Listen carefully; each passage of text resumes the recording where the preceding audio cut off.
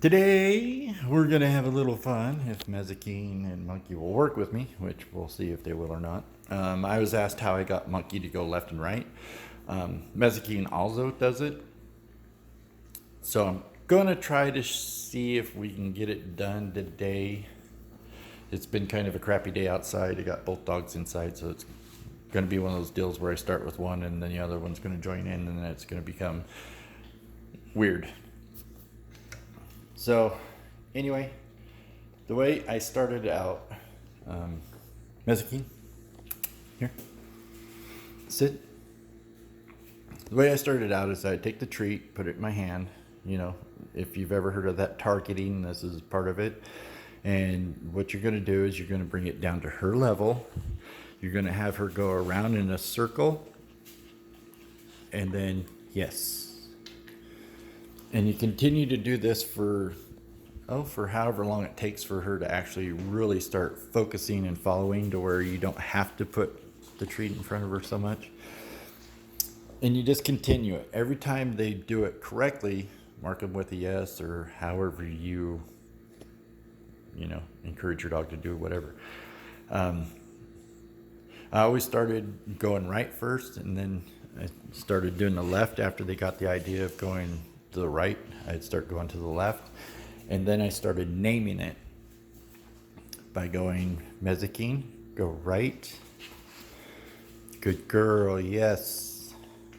And I would continue to do that until she caught on to it. Mazikeen, go right, good girl, yes.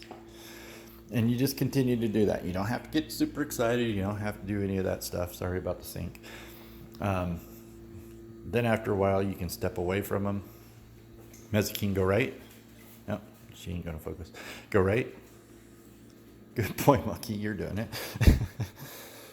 He's pretty good at it, so he usually takes over. But like I said, it's a competition right now. Go left. Go left. Good girl.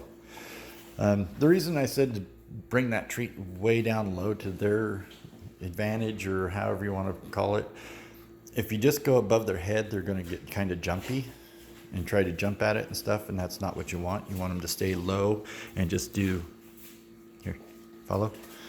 Good girl. Yes. Like that. That way you don't get that jumpiness and all that stuff. You don't need a bucking bronco. And just bring it down to their level until they get it. Good girl.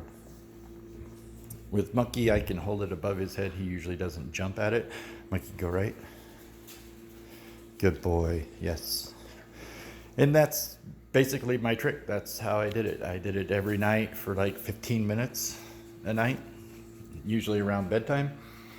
Something just to kind of get them to work their mind a little bit, get a little bit of energy out before bed. And pretty soon he just caught on to it, and he was doing it by himself, and now he's a pro. Sometimes he's a little lackadaisical because he'd rather have whatever toy we're playing with. So, and that's all you get because they're done.